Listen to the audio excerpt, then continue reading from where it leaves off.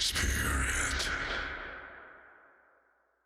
do you remember how you broke this world in the palm of your hand so that you alone could claim the stars?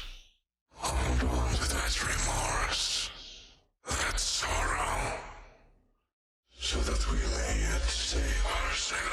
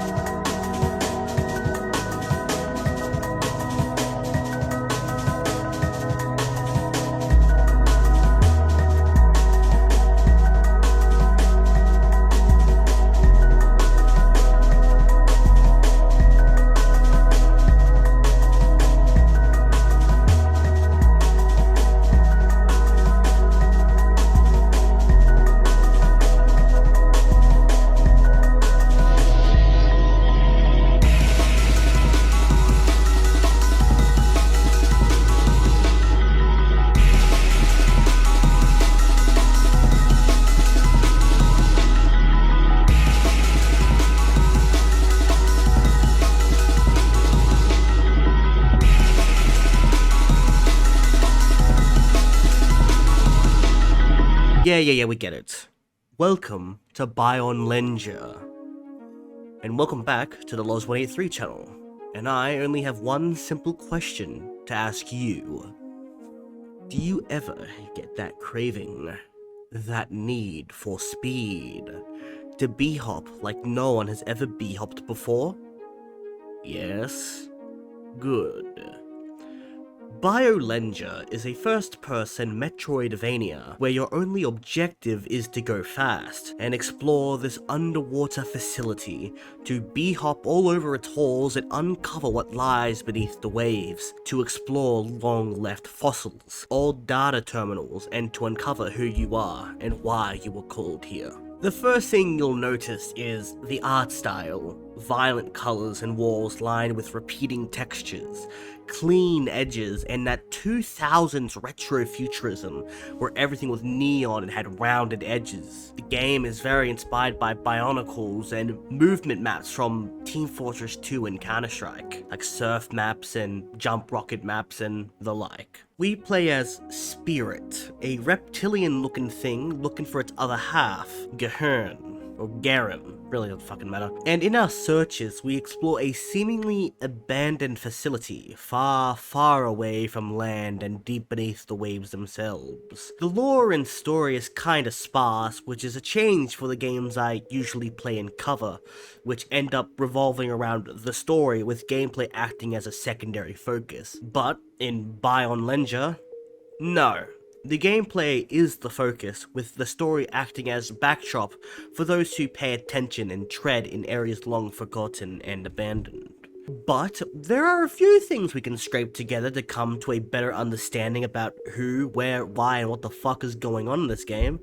So let me break it down for you, crazy style. We play as Spirit, looking for their other half after being awoken at the end of the current century, after what could have been a calamity has struck. As we b-hop and airstrafe our way through the facility, we read data logs about a wide array of people and characters, but our main focus seems to be on 6 exact characters. Gahern, the fossil and who speaks to us the most, the ever-elusive CEO, who supposedly founded b-hopping and their pet project, the Baionlenjas. And we know that the Baionlenjas 4 currently exist, B1 through 4, with their own nickname, starting with B1 Resilient, B2 Saltwater, B3 Armada, and B4 Exhale. These 4 Baionlenjas are the CEO's self-described pet projects, and we don't know much about them currently. All we know is that they're trained relentlessly by the CEO, and that they zip and zag throughout the facility, reaching insane speeds up to Mach 1, and that's about it for them. But as we go through the facility, we come across strange robotics that are aggressive to our presence, ranging from literal Roombas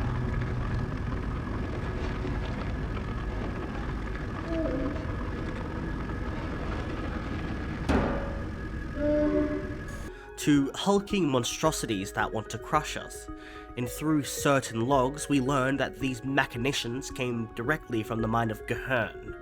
Make of that as you will. The game is extremely surreal and dreamlike, but also harbors a lot of humor, like with this hallway, for example, being described as far too cluttered for us to proceed, and having exactly a single bookcase or shelf lying flat on the floor ahead of us, to ridiculous warnings that harbor back to the horror classic Amnesia series with its hint about staying quiet and hiding if we must, to the game displaying text saying that what we're playing is merely cinematic footage and not gameplay and vice versa. It's very meta humor, and while simply fourth wall breaking, it didn't take me out of the experience much. Amongst the dangerous enemies of the facility and its winding halls, you'll inevitably come across one of these floating CD green discs. These act as lore collectibles, and usually consist of 3 to 4 lines of dialogue either explaining a concept or an excerpt from someone mid-conversation. And these are spread across the whole facility and are actually quite hard to find, with me only